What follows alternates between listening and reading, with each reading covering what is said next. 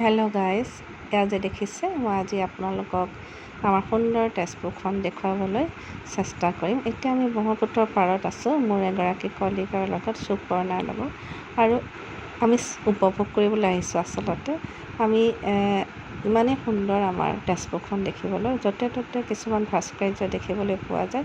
এয়া যে দেখিছে ব্ৰহ্মপুত্ৰৰ কাষলৈ আমি আহিছোঁ, ওচৰতে নাও কেইখনমানো আছে, আৰু ভাবিছোঁ এই ব্ৰহ্মপুত্ৰৰ পাৰৰ পৰা আপোনালোকলৈ এটা সুন্দৰ ভিডিঅ' দিওঁ। এই যে দেখিছে পুখুৰীটো, অৱশ্যে পুখুৰীটো কি নাম জ্ঞাত নহয়, কাৰণ এনেকুৱা ধৰণৰ পুখুৰী, এনেকুৱা ধৰণৰ ভাস্কৰ্য তেজপুৰৰ য'তে ত'তে দেখিবলৈ পোৱা যাব। আমাৰ পৰা অকণ নিকটৱৰ্তী অঞ্চলত, সেইকাৰণে এই বিশেষ পুখুৰীটোৰ নাম মই নাজানিলোঁ। এই যে দেখিছে ভাস্কৰ্য, এনেকুৱা ধৰণৰ শিলত কটা ভাস্কৰ্যবিলাক এনেকুৱা ধৰণৰ বহুত ঠাইত পোৱা যাব, বিশেষকৈ বামুণী পাহাৰত দেখিবলৈ পোৱা যায়।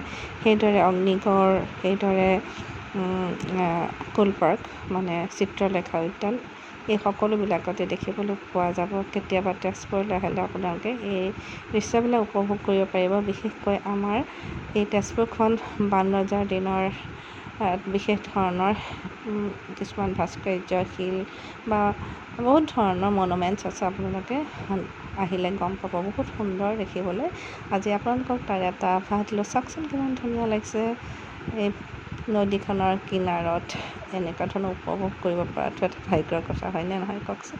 ইমান ধুনীয়া লাগিছে চাওক।